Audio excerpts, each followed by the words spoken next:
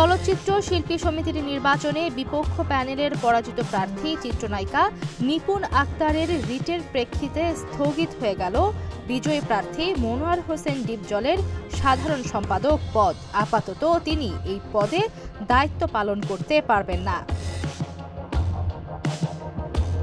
সোমবার রিটের শুনানি শেষে বিচারপতি নাইমা হায়দার ও বিচারপতি কাজী জিনাত হকের হাইকোর্ট বেঞ্চ এ আদেশ দেন। একই সঙ্গে পরাজিত প্রার্থী নিপুণ আক্তারের অভিযোগ তদন্তের নির্দেশও দেওয়া হয়েছে। আদালতে নিপুণের পক্ষে শুনানি করেন সিনিয়র আইনজীবী শাহ মঞ্জুরুল হক।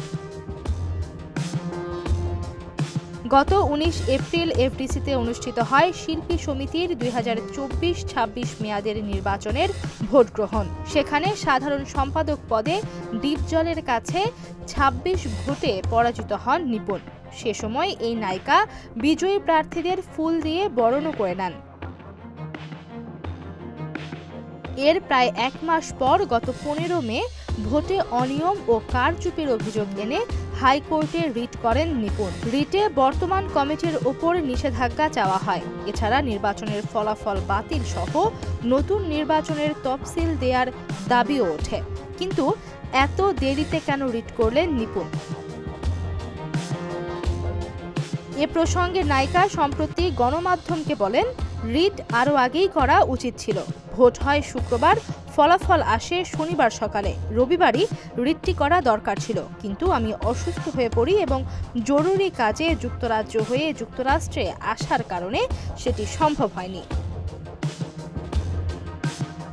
এর আগে ২০২২-২৪ মেয়াদের নির্বাচনেও সাধারণ সম্পাদক পদে বিপক্ষ প্যানেলের প্রার্থী জায়েদ খানের কাছে হেরে গিয়েছিলেন নিপুণ। সে সময় তিনি জায়েদের বিরুদ্ধে নির্বাচনী আচরণবিধি ভঙ্গের লিখিত অভিযোগ করলে নির্বাচনী আপিল বোর্ডে জায়েদের প্রার্থিতা বাতিল হয়ে যায়। পাশাপাশি নিপুণকে সাধারণ সম্পাদক পদে জয়ী ঘোষণা করা হয়। ওই ঘটনা হাইকোর্ট হয়ে উচ্চ আদালতের আপিল বিভাগ পর্যন্ত পৌঁছে যায়। শেষ পর্যন্ত আপিল বিভাগের চূড়ান্ত রায় যায় নিপুণের পক্ষে। তিনি গত ২ বছর শিল্পী সমিতির দায়িত্ব পালন করেন।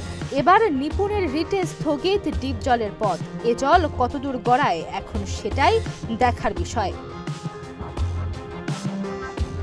ডেস্ক রিপোর্ট, প্রতিদিনের বাংলাদেশ।